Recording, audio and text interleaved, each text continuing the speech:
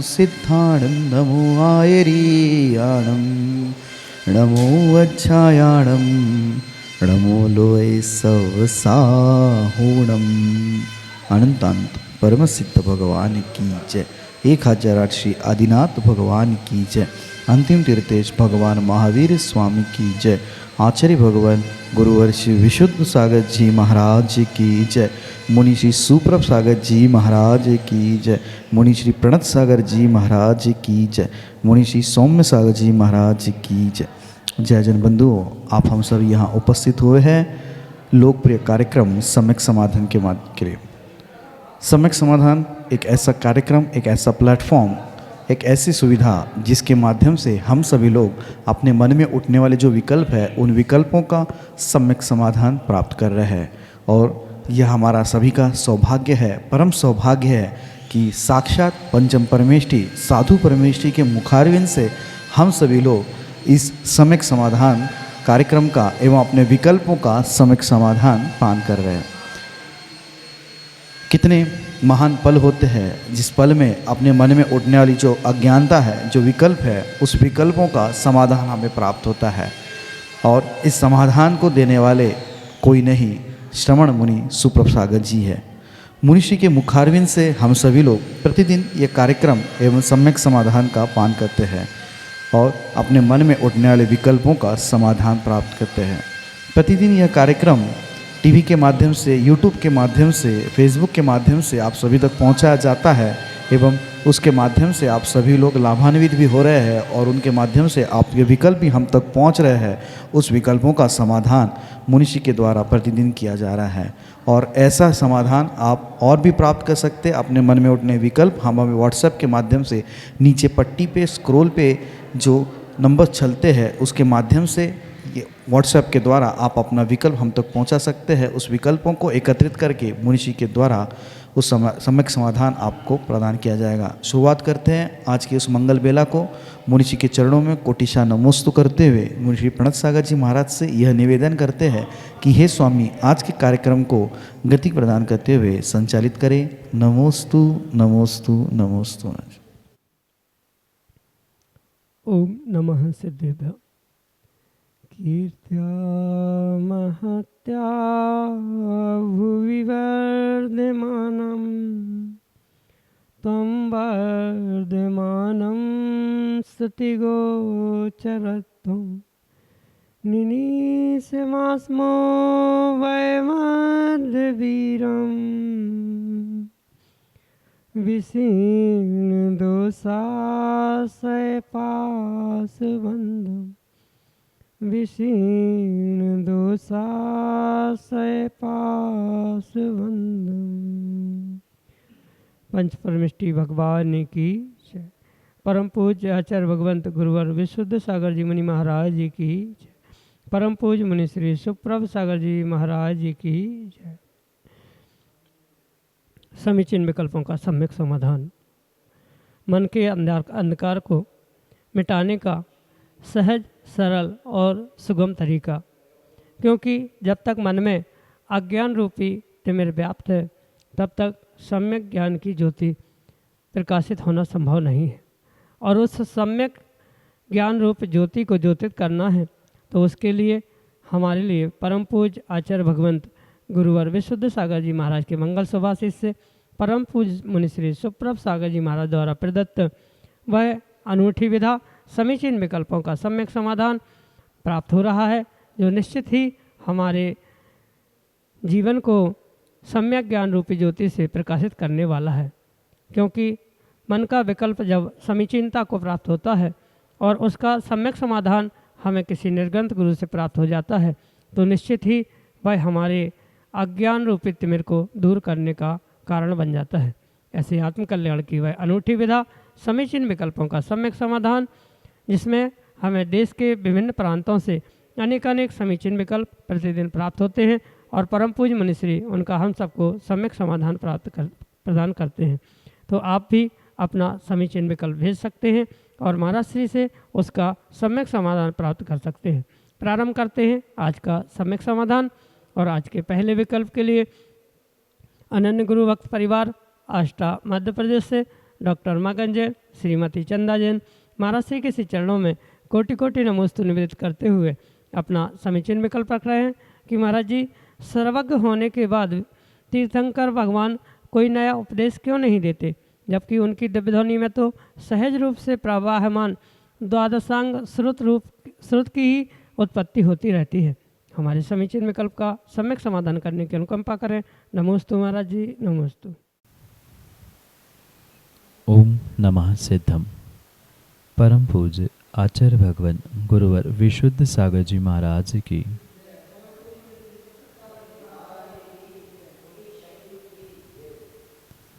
सर्वज्ञ भगवान अपने केवल्य ज्ञान से चराचर को जानते हैं। ब्रह्मांड के प्रत्येक द्रव्य के गुण पर्याय को त्रिकालवर्ती प्रति समय जानते हैं। ये उनका जानना देखना केवल ज्ञान से सर्वज्ञता से स्पष्ट होने पर भी ये परम सत्य समझना होगा कि उनके उस केवल ज्ञान में, उनकी उस सर्वज्ञता में प्रतिपल प्रति समय नए नए गेय बनते हैं, नए नए विषय वहाँ पर अवश्य ही प्राप्त होते हैं, प्रकट होते हैं। पर ऐसा होने पर भी ये परम सत्य समझना होगा कि सर्वज्ञ भगवान अपने उपदेश में किसी भी प्रकार से कोई नया उपदेश नहीं देते, चाहे वह कोई तीर्थंकर भगवान इस युग के हो, मतलब इस काल के हो, या पीछे हुए अनंतानंत 24 में कोई क्रम हो, या आने वाले किसी समय में जो तीर्थंकर होने वाले हैं, सर्वज्ञ होने वाले हैं, वे अपने दिव्य ध्वनि में मात्र वस्तु स्वरूप का ही कथन करते हैं। वस्तु स्वरूप के अलावा अन्य कोई भी कथन नहीं होता, क्योंकि भले ही तीर्थंकर उनका काल, उनका प्रवाहमान उत्पन्न होने वाला वह द्वादशांग श्रुत जो कि दिव्य ध्वनि से प्राप्त होता है, वह भले ही भिन्न भिन्न काल, भिन्न भिन्न जीव आदि की अपेक्षा से भिन्न लगता है, पर वास्तविकता यही है कि वस्तु स्वरूप जो है सो है। जैसा वस्तु स्वरूप है वैसा ही है। वस्तु स्वरूप में किसी भी प्रकार से कोई भी बदलाव हो ही नहीं सकता। इसलिए उनका व्याख्यान जो दिव्य ध्वनि के माध्यम से किया जाता है वह भी नहीं बदलेगा। चाहे काल कोई भी क्यों ना हो, पर 2 + 2 4 ही होंगे, 2 × 2 4 ही होंगे। ये जैसा गणित है ऐसे ही ये वस्तु स्वरूप का सिद्धांत हुआ करता है। वस्तु स्वरूप के सिद्धांत में किसी भी प्रकार से बदलाव होता ही नहीं है। हाँ, इतना अवश्य हो सकता है कि सब कथन प्रणाली भिन्न भिन्न प्रकार की हो सकती है, भिन्न प्रकार से हो सकती है, पर वे कभी भी नया उपदेश नहीं देते। जो सर्वज्ञ बनते हैं, तीर्थंकर बनते हैं, वे सत्य को कहने से नहीं, सत्य को जानने से, और फिर जिन्होंने सत्य को जाना है, वस्तु स्वरूप को जाना है, ऐसे वस्तु स्वरूप को जानने से उन्होंने सर्वज्ञ पद प्राप्त किया है। सर्वज्ञ बनने से वस्तु स्वरूप बनाया नहीं जाता, धर्म बनाया नहीं जाता, उपदेश प्रवचन बनाए नहीं जाते। वे स्वयं ही उस सत्य को और धर्म को प्राप्त करने के कारण से उस स्वरूप बन जाते हैं, और इसी कारण से उनकी वह द्वादशांगमयी जो श्रुत की अखंड धारा दिव्य ध्वनि के माध्यम से प्रकट होती है, प्राप्त होती है, उनको भी बिल्कुल उसी प्रकार से समझना होगा कि वे दिव्य ध्वनि वस्तु स्वरूप बनाते नहीं हैं, वे बताते मात्र हैं। और बताते हैं इसलिए उस वस्तु स्वरूप को हमें उसी प्रकार से समझना भी होगा जो उनके द्वादशांगमयी दिव्य ध्वनि के माध्यम से बताई जाती है। क्योंकि तीर्थंकर भगवान धर्म को, सत्य को मात्र बताते हैं, बनाते नहीं हैं। और बताने के कारण से ही, जानने देखने के कारण से ही वे सर्वज्ञ बने हैं, बनाने के कारण से नहीं बने हैं। ये समझते हुए ही आपको ये निर्विकल्प होते हुए कार्य को समझना होगा कि सर्वज्ञ कभी भी किसी वस्तु स्वरूप को, धर्म उपदेश को बनाते नहीं हैं। वे जो वस्तु स्वरूप बना चुका है, या वस्तु स्वरूप जो है सो है, उसका कथन भिन्न भिन्न प्रकार से करते हैं। इसलिए दिव्य ध्वनि में भले ही उनके सर्वज्ञता होने पर भी नए नए गेयों को कालों की अपेक्षा से, भूत भविष्य वर्तमान की अपेक्षा से, वह रोज नए नए गेय, प्रति समय नए नए वस्तु के पहलुओं को जानते हुए भी नया उपदेश नहीं करते। वस्तु स्वरूप बनाया नहीं, बताया ही जाता है, इसलिए वे कभी भी भिन्न भिन्न प्रकार के उपदेश नहीं देते। जो उपदेश आदिनाथ भगवान ने दिया वही उपदेश शांतिनाथ भगवान, वही आदि महावीर भगवान, वही भूत की 24 और वही भविष्य की 24 भी उपदेश देंगे। जैसे गणित का विज्ञान का सिद्धांत कायम रहता है, ऐसे वीतराग विज्ञान का सिद्धांत भी कायम होने से नया उपदेश नहीं दिया जाता। यही आपके लिए सम्यक समाधान। अशोक जैन, डुंगासरा, मध्य प्रदेश से अगले समीचीन विकल्प के लिए ऑडियो मैसेज के रूप में हमारे सामने। वस्तु स्वरूप का विचार करने से हमारे मन में कैसे क्षमता आती है, इस क्वेश्चन का जवाब दें। नमोस्तु महाराज, अशोक जैन, डुंगासरा से। वास्तव में वस्तु स्वरूप को समझने से जीवन में बहुत बड़ी शांति और बहुत बड़ा बदलाव अवश्य ही आ सकता है। पर सबसे पहले ये समझना आवश्यक होगा कि वस्तु स्वरूप है क्या। वस्तु स्वरूप कोई भिन्न वस्तु नहीं है, भिन्न कोई सिद्धांत नहीं है, अपितु प्रत्येक द्रव्य का जो स्वरूप है, उसका जो परिवर्तन है, परिणमन है, उसे ही आगम में आचार्य भगवंतों ने वस्तु स्वरूप ऐसी संज्ञा प्रदान की। और जो इस वस्तु के स्वरूप को, द्रव्य के स्वरूप को, उसकी वास्तविकता को जो जैसा है वैसा समझता है, वह कभी भी दुखी नहीं हो सकता। जैसे जीवन में बहुत सारे समय ऐसे विपरीतता के आते हैं जहाँ व्यक्ति अपने आप को संभाल नहीं पाता, दुखी होता है, परेशान होता है। पर ऐसे समय में जब उसे अगर वस्तु स्वरूप का भान है कि मैं एक जीव द्रव्य हूँ, मेरा स्वरूप तो मात्र ज्ञान दर्शन है, जानना देखना इतना ही मेरा स्वरूप है, किसी भी प्रकार से राग द्वेष करना, विषय कषाय, भोगों की आकांक्षा करना, ये मेरा स्वरूप नहीं है, ये मेरा स्वभाव नहीं है। अगर इसका थोड़ा सा भी वेदन उसे हो जाए, होने की संभावना हो, उसे भान हो, तो वह बहुत सारे दुखों से, कष्टों से बच सकता। साथ में वर्तमान में ये जो भी मुझे दुख हो रहा है, ये मात्र और मात्र कर्मों के निमित्त से ही हो रहा है। और ये कर्म जो कि पुद्गल द्रव्य है, उसका स्वभाव पूर्ण गलन है, आज है कल नहीं है। ये उसका पुद्गल का स्वभाव समझते हुए वर्तमान की जीव के जो विभाव अवस्था रूप वस्तु स्वरूप की व्यवस्था चल रही है, उसे भी इस कर्मों के निमित्त से समझना परम आवश्यक होता है। मतलब जैसे ही जीव दुखी होता है तो उसे ये चिंतन करना होगा कि मैं ये दुखी हो रहा हूँ या सुखी हो रहा है तो सुखी क्यों हो रहा हूँ, उसके पीछे मैंने किए हुए पिछले पर्याय के कर्म का उदय ही है। और कर्म के उदय के निमित्त से ही वर्तमान में मुझे ये सुख दुख आदि प्राप्त हो रहा है। ये जीव की वैभाव दशा है, पुद्गल के कर्मों के निमित्त से ये अच्छी बुरी परिस्थिति मेरे साथ घटित हो रही है। ये पूर्ण रूप से समझना, यही वास्तविकता में वस्तु स्वरूप को समझना है। और इस वास्तविकता को, वस्तु स्वरूप को अगर जीव समझ लेता है तो कभी भी किसी भी प्रकार से उसे दुख, कष्ट, परेशानी हो ही नहीं सकती। भरे दुख के दिन, कष्ट के दिन, विपरीतता के दिन सामने आ भी सकते हैं, पर किसी भी प्रकार से वह दुखी नहीं हो सकता अगर उसने वस्तु स्वरूप को समझा है।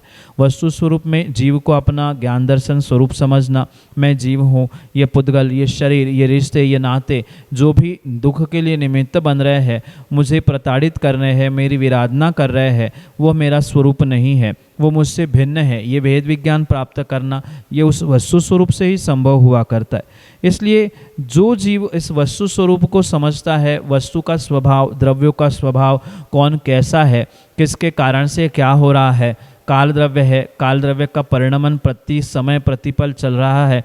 आज अच्छा काल है, कल बुरा होगा, कल बुरा, आज बुरा है तो कल अच्छा होगा, काल का परिवर्तन होता रहता है। ये काल द्रव्य के स्वरूप को समझने से शांति मिल सकती है।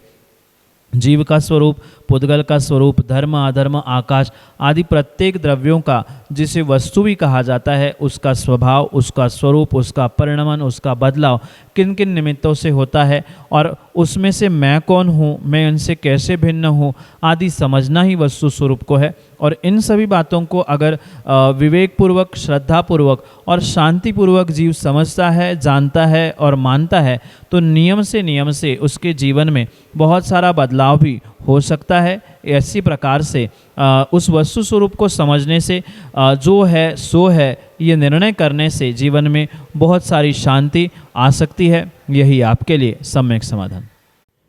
चक्रेश जैन करेली मध्य प्रदेश से अगले समीचीन विकल्प के लिए। नमोस्तु भगवान, नमोस्तु भगवान, नमोस्तु भगवान। हे स्वामी, हमारे लिए ऐसा ज्ञान दें कि हम धर्म में आगे बढ़ें। नमोस्तु, नमोस्तु, नमोस्तु। इस संसार में धर्म ही एक ऐसा सच्चा साथी, सच्ची शरण है जिसके निमित्त से जीव अपने जीवन को, अपने आप को बहुत बहुत ही विवेकपूर्वक बदल सकता है। जिसने जीवन में धर्म के मर्म को नहीं समझा वह कभी भी जीवन को और अपने आप को बदल ही नहीं सकता। इसलिए जीवन में धर्म को आगे बढ़ाने के लिए, धर्म में आगे बढ़ने के लिए जीव को स्वयं के विवेक से और बहुत बहुत ही श्रद्धापूर्वक आगे बढ़ने की आवश्यकता है। अन्यथा धर्म में आगे बढ़ने के चक्कर में व्यक्ति वर्तमान में बहुत सारे जगह पे अव्यवहारिक होते हुए देखने में आता है। धर्म और धर्म की क्रिया करते हुए किसी भी प्रकार से धर्मात्मा के प्रति का वात्सल्य, धर्मात्मा के प्रति का प्रेम कम नहीं होना चाहिए। अधिकांश जीवों के साथ यही बात देखने में आती है कि वह मात्र देवशास्त्र गुरु की पूजन पाठ व्यवस्था सेवा में इतनी भावुक हो जाते हैं और अपना घर परिवार व्यक्तिगत जीवन आदि सब कुछ भूल जाते। हमारे आचार्यों ने धर्म करते हुए किसी भी प्रकार से ऐसा कार्य करना उचित नहीं समझा है। धर्म को धारण करते हुए या धर्म की क्रियाओं को दोहराते हुए पूर्ण रूप से आपको ये विवेक रखना होगा कि आपका जो व्यवहारिक धर्म है, व्यवहारिक जिम्मेदारी है, उसके साथ साथ आपको धर्म की क्रियाओं को भी यथा समय देते हुए पूर्ण करने की आवश्यकता। कुछ जीव ऐसे होते हैं जो धर्म को समय ना देते हुए पूरा समय व्यवहारिक क्रियाओं में निकालते, कोई व्यवहार को ही भूल जाके मात्र धर्म में ही उलझा रहता है। तो ये दोनों भी विपरीतताएं नहीं होनी चाहिए। पूर्ण रूप से धर्म में भी व्यवहारिक क्रियाओं में भी जीवों को बैलेंस बनाकर ही चलना होगा।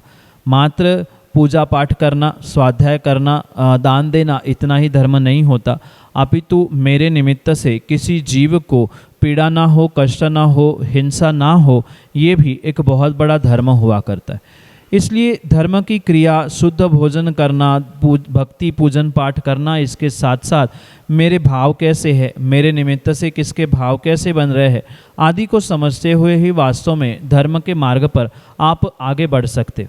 इसलिए उस धर्म के मार्ग पर आगे बढ़ने के लिए ये जीवन में हमेशा हमेशा याद रखें कि धर्म की क्रियाओं में आप जिस प्रकार से बढ़ चढ़कर आगे बढ़ने का पुरुषार्थ कर रहे हैं, उसी प्रकार से अपने भावों को भी सुरक्षित करने का बहुत पुरुषार्थ आपको धर्म के मामले में करना होगा। क्योंकि मात्र शरीर से की जाने वाली क्रिया ही धर्म नहीं होती, अपितु मन से, वचन से किए जाने वाले परिणाम, क्रिया, शब्द आदि भी धर्म के ही रूप से स्वीकार किए जा सकते। इसलिए जीवन में धर्म को और धर्म में आगे बढ़ने के लिए आपको सबसे पहले अपने भावों की विशुद्धि को प्राप्त करना परम आवश्यक है। जितना शुद्ध भोजन हम करते हैं उतना ही शुद्ध आपको आचार विचार और भावों को भी बनाने की आवश्यकता है।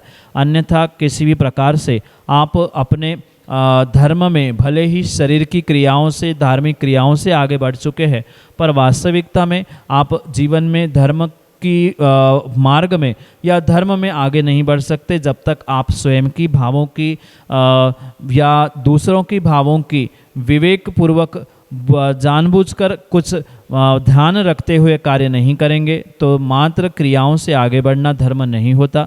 स्वयं की भी हिंसा ना हो, भावों की, किसी अन्य जीवों की भी हिंसा ना हो, क्योंकि मात्र प्राणों का ही वध नहीं, अपनी भावों का भी वध करना ये हिंसा ही होती है। इसलिए विवेकपूर्वक धर्म में क्रम से, जैसे आपने प्रतिमाएं धारण की है, शुद्ध भोजन का नियम लिया है, उसको ही क्रम से विवेकपूर्वक भावों की विशुद्धि के साथ आगे बढ़ाते जाए। पर पुनः मैं कह दूं, अव्यवहारिक होते हुए जिम्मेदारियों को छोड़कर कभी भी धर्म की क्रियाएं नहीं होती। यही आपके लिए सम्यक समाधान। श्रीमती संगीता जैन साहगढ़ मध्य प्रदेश से अगले समीचीन विकल्प के लिए। नमोस्तु गुरुदेव, नमोस्तु नमोस्तु। महाराज जी, मेरी शंका यह है कि जैसे कृष्ण भगवान यदुवंशी थे और नेमिनाथ भगवान यदुवंशी थे, तो नेमिनाथ भगवान की बारात में 56 कोटि बाराती आए, ऐसा सुनने में आता है। तो 56 कोटि क्या है, ये कृपया शंका समाधान करने का। नमोस्तु भगवान, नमोस्तु। भगवान नेमिनाथ यदुवंशी थे और उनके उस विवाह के निमित्त से जो 56 कोटि बाराती यदुवंशी वहाँ पहुँचे थे, ये भी परम सत्य होने पर ये समझना होगा कि जो 56 करोड़ यदुवंशी कहे हैं, 56 कोटि कहे हैं, वह कोटि भिन्न कुछ नहीं है, अपितु संख्यावाचक है। जो वर्तमान में क्रोर्स या करोड़ कहा जाता है, उसे सामान्य भाषा में, बोली चाली की भाषा में कोटि भी कहा जाता है। तो वहाँ 56 करोड़ यदुवंशी इतनी संख्या में वहाँ बाराती पहुँचे थे। यहाँ कोटि से करोड़, इंग्लिश में कहे तो क्रोर्स, इस प्रकार से उस संख्यावाचक शब्द को समझना होगा। यही आपके लिए सम्यक समाधान। नमन जैन, देवल, विदिशा, मध्य प्रदेश से अगले समीचीन विकल्प के साथ। गुरुवर के चरणों में मेरा बारंबार नमस्ते। मेरा प्रश्न ये है कि यदि हमारा 6 बजे तक खाने का नियम है और यदि हम 6 बजे खाने बैठते हैं तो क्या हम 7 बजे तक खा सकते हैं? नमोस्तु। रात्रि भोजन का जो त्याग हुआ करता है वह किसी भी प्रकार से घड़ी के समय पे अनुसार नहीं होता, अपितु सूर्योदय और सूर्यास्त के हिसाब से ही होता है। सूर्यास्त होने के 2 घंटे पूर्व मुनियों के लिए और 1 मुहूर्त मतलब 48 मिनट पहले श्रावकों के लिए भोजन पूर्ण होना, यही वास्तव में रात्रि भोजन का त्याग कहलाता है। और वो भी चारों प्रकार के आहार का त्याग है तो ही। किसी भी प्रकार से ये घंटों में यानी 7 बजे तक 6 बजे तक ऐसा कहीं भी नियम नहीं होता, पर फिर भी किसी ने नियम लिया है तो ठीक, भले ही रात्रि भोजन नहीं, कुछ तो नियम उसने अवश्य लिया है। पर ये भी ध्यान रखें कि सूर्यास्त होने के पूर्व में आपने भोजन प्रारंभ किया है तो उसका मतलब ये नहीं है कि अब 1.5 घंटा 1 घंटा हम भोजन करने में ही लगा रहे हैं। सूर्यास्त अगर 6 बजे का है तो आगम तो यही कहता है कि 6 बजने के पहले ही यानी 5 सवा 5 बजे तक आपका भोजन पूर्ण होना चाहिए। माना कि आपका 6 बजे का भी नियम है कि 6 बजे तक करेंगे, तो 6 बजे के 5 मिनट पहले आपने शुरू किया और 1 घंटा खाते रहे, बाहर अंधेरा हो चुका है, तो ये भी आगम के परिप्रेक्ष्य में उचित बात नहीं है। भले ही आप पूर्ण रूप से रात्रि भोजन का यानी सूर्यास्त सूर्योदय के प्रकार से नहीं कर पा रहे, पर घड़ी के भी हिसाब से चल रहे हैं, तो भी आप ऐसा करना उचित ना समझे। समय देखते हुए सूर्यास्त और अंधेरा होने के पूर्व ही आपको भोजन पूर्ण करना होगा, ऐसा कभी भी नहीं चलता। यही आपके लिए सम्यक समाधान। राकेश जैन, जुन्नारदेव, जामई, मध्य प्रदेश से अगले समीचीन विकल्प के लिए। गुरुदेव के चरणों में कोटि कोटि नमस्ते करते हुए राकेश जैन, नमन, जुन्नारदेव से। महाराज जी, मेरा छोटा सा प्रश्न है कि संसार मार्ग पे चलते हुए धर्मपत्नी का मुझसे पूर्व यदि देह परिवर्तन हो गया है तो ये मेरे पुण्य का उदय है या पाप का, या मुझे अब शेष जीवन में अपने जीवन के उत्थान के लिए क्या करना होगा, मार्गदर्शन करें। नमोस्तु गुरुदेव, नमोस्तु नमोस्तु। जीवन साथी का जीवन और संसार आपके पूर्व छोड़ जाना, ये कथनचित पुण्य और कथनचित पाप का उदय भी समझना होगा। अगर जीव धर्मात्मा है, श्रद्धावान है, तो वह प्रत्येक कार्यों को बहुत अच्छी तरीके से सम्यक सोच से ही लेता है।